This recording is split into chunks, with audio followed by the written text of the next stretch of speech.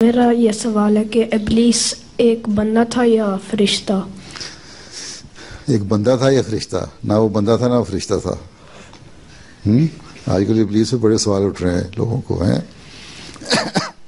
ابلیس شیطان کا نام، جو آدم کے سامنے آیا، شیطان جس نے ورگلایا آدم کو، اس کا نام ابلیس رکھ دیا گیا۔ ٹھیک ہے، وہ کوئی جسم نہیں تھا جس طرح تم وہ عدیل کی طرح کا۔ نہ تمہیں فرشتے نظر آتے ہیں نہ شیطان نظر آتا ہے، لیکن شیطان ہر ایک کے اندر ہوتا ہے۔ جو بری بات تمہارے دل میں ڈالے وہ شیطان ہے۔ آدم کے دل میں جو بری بات ڈالی وہ شیطان تھا، اس کا نام ابلیس رکھ دیا گیا۔ ٹھیک ہے، اور اس کی وجہ سے اس کو، جو آدم کو صرف نیکیاں کرنے سے محروم ہو گیا، پھر اس کو اللہ تعالیٰ نے چوائس دے دیا کہ اچھا تمہاری برائیاں بھی کر سکتے ہو، تم نیکیاں بھی کر سکتے ہو۔ برائیاں کرو گے سزا ملے گی، نیکیاں کرو گے تو تمہیں انعام ملے گا۔ ٹھیک، تو ابلیس کوئی شکل نہیں تھی، ایک چیز نہیں تھی۔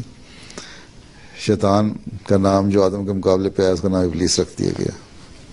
ٹھیک۔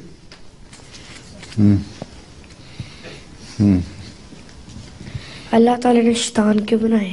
شیطان کیوں بنایا؟ اللہ تعالیٰ نے شیطان تو، اللہ تعالیٰ نے اچھی چیزیں بھی بنائی ہیں اور بری چیزیں بھی بنائی ہیں۔ ٹھیک ہے، جو اچھی چیزیں ہیں وہ اللہ تعالیٰ کے نیک کام ہیں، جو نیک فرشتے ہیں وہ کام کرواتے ہیں۔ جو بری چیزیں ہیں ان کا نام شیطان رکھ دیا۔ ٹھیک ہے، اگر تم اچھے کام کرو تو تمہیں کہیں گے واہ بہت اچھے کام کر رہے ہو، فرشتوں والے کام کیے ہیں۔ تم برے کام کرو، تمہاری امی کبھی ڈانٹتی ہیں انہیں؟ کبھی انہوں نے کہا کہ شیطانیاں نہ کرو؟ کہتی ہیں؟ ہاں جی، کہتی ہیں نا شیطانیاں نہ کرو۔ تو تم شیطان تو نہیں بن گئے، اس کا مطلب یہ تھا کہ برے کام نہ کرو۔ ٹھیک ہے، تو اللہ تعالیٰ نے تمہیں بتایا کہ اچھے کام کرو تو میں انعام دوں گا، اور شیطان اگر برے کام کرتے ہو تو وہ شیطان کا کام ہے برے کام کرنا۔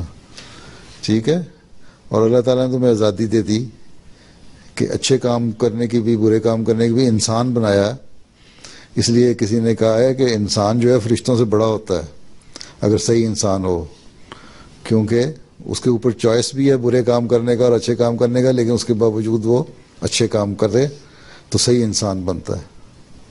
ٹھیک ہے۔